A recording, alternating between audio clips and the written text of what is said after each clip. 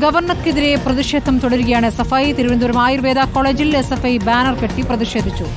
Ashin Diego വിവരങ്ങളുമായി. Ashin Diego, ഇപ്പോൾ എസ്എഫ്ഐയുടെ പ്രതിഷേധമാണ് ഗവർണർക്കെതിരെ. എന്താണ് പ്രതിഷേധത്തിൽ ബാനറിലുള്ളത്?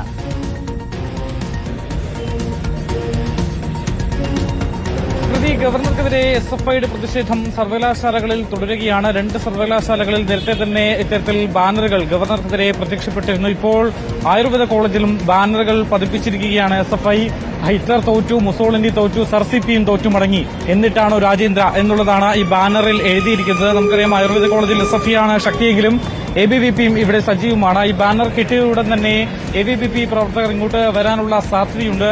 നേരിയ രീതിയിലൊരു സംഘർഷാവസ്ഥ ഇവിടെ സാധ്യതയുണ്ട് എന്നുള്ളതാണ് മനസ്സിലാക്കുന്നത്. കനത്ത പോലീസ് സുരക്ഷയിലാണ് ഇപ്പോൾ ആയുർവേദ കോളേജിന് മുൻവശം ഉള്ളത് എന്നുള്ളതാണ്. ഗതാഗതങ്ങൾ അടക്കം ശ്രദ്ധയോടെ പോലീസ് നിയന്ത്രിക്കുന്നുണ്ട്. ഈ ഒരു ഭാരതാംബ വിവാദം അത് കലാലയങ്ങളിൽ കൂടി എത്തുന്നു എന്നുള്ളതാണ് ഏറ്റവും പ്രധാനപ്പെട്ട കാര്യം. വൈസ് ചാൻസലർ കൂടിയാണ് ഗവർണർ എന്നുള്ളതും നമ്മൾ ശ്രദ്ധിക്കേണ്ടതാണ്. എന്തായാലും സർവകലാശാലകളിലേക്ക് കൂടി ഇത്തരത്തിൽ പ്രതിഷേധങ്ങൾ നീങ്ങുന്നു എന്നുള്ളതാണ്. വിവിധയിടങ്ങളിൽ ഇത്തരത്തിലുള്ള ബാനറുകൾ പ്രത്യക്ഷപ്പെട്ടിട്ടുണ്ട്. എല്ലായിടത്തും എസ്എഫ്ഐ തന്നെ ഗവർണർക്കെതിരെയുള്ള ബാനറുകൾ പതിപ്പിച്ചിട്ടുമുണ്ട്.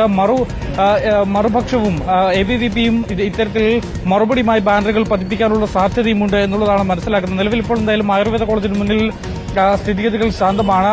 നേരത്തെ 1-2 എബിവിപി പ്രവർത്തകർ കൊണ്ട് വന്നതെങ്കിലും പോലീസ് ഇടപെട്ട് അവരെ തിരിച്ചയക്കുന്ന ഒരു സ്ഥിതിവിശേഷമുണ്ടായിരുന്നു. പക്ഷേ എസ്എഫ്ഐ പ്രവർത്തകർ ഇപ്പോഴും ഇവിടെ തന്നെയുണ്ട് എന്നുള്ളതാണ്. തങ്ങളുടെ പ്രതിഷേധം രേഖപ്പെടുത്തിയതിനു ശേഷം മാത്രമേ ഇവിടെ